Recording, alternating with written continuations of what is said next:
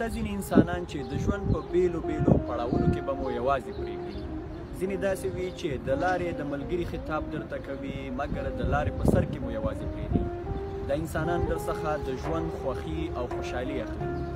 ځینې بیا داسې وي چې د ژوند د ملګري خطاب درته کوي، د لارې د ملګري خطاب درته کوي مګر د لارې په نیمه کې مو یوازې پرېږدي. دا انسانان بیا درڅخه د ژوند آرام، سکون او امان اخلي. ځینې بیا داسې وي چې د ژوند ملګری وي، د لارې ملګری وي مګر د لارې په پای کې مو یوازې پرېږدي. دا انسانان بیا درڅخه ټول ژوند اخلي. نو کوشش وکړئ چې د ژوند ټولې دروازې خلاصې کړئ.